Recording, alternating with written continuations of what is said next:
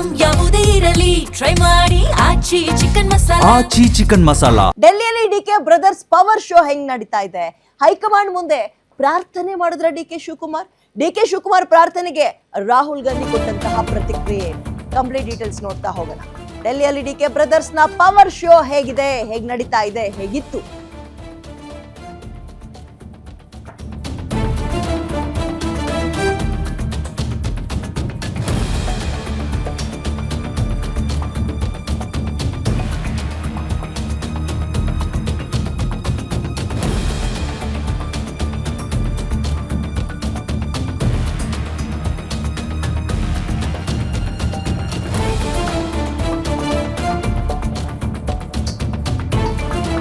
ನಾವು ಯಾಕೆ ಪ್ರಾರ್ಥನೆ ಅನ್ನೋ ಪದ ಬಳಸಿದ್ವಿ ಅಂದ್ರೆ ಡಿ ಕೆ ಶಿವಕುಮಾರ್ ಅವರ ಒಂದು ಡೈಲಾಗ್ ಆಗಿತ್ತು. ಅದು ಪ್ರಯತ್ನ ವಿಫಲವಾದ್ರೂ ಪ್ರಾರ್ಥನೆ ವಿಫಲವಾಗಲ್ಲ ಅಂತ. ಹಾಗಾಗಿ ಏನಾದ್ರು ಪ್ರಯತ್ನವನ್ನ ಅದರ ಪ್ರಾರ್ಥನೆಯನ್ನ ಏನಾದ್ರು ಮಾಡಿದ್ರ ಅಂತ.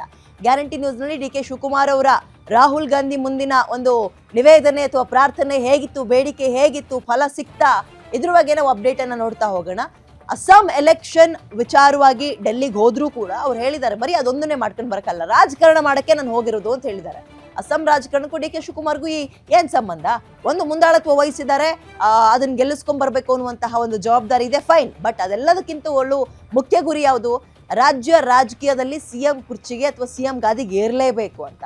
ಕೊಟ್ಟ ಮಾತನ್ನು ಅವರು ಉಳಿಸ್ಕೊಳ್ಳಲೇಬೇಕು, ಕೊಟ್ಟ ಮಾತನ್ನು ಇವರು ನೆನಪು ಮಾಡಿಕೊಡ್ಲೇಬೇಕು ಅನ್ನುವ ಪ್ರಯತ್ನಕ್ಕೆ ಮುಂದಾಗ್ತಾ ಇದ್ದಾರೆ ಡಿ ಕೆ ಶಿವಕುಮಾರ್. ನಿನ್ನೆ ಅಂತೂ ಇಂತೂ ಒಂದು ಹಂತದಲ್ಲಿ ರಾಹುಲ್ ಗಾಂಧಿ ಅವ್ರನ್ನ ಭೇಟಿ ಮಾಡುವ ವಿಚಾರದಲ್ಲಿ ಯಶಸ್ವಿಯಾದಂಗೆ ಕಾಣಿಸ್ತಾ ಇದೆ. ಸೊ ಮುಂದಕ್ಕೇನು ಏನ್ ಮಾತಾಡಿದ್ರು,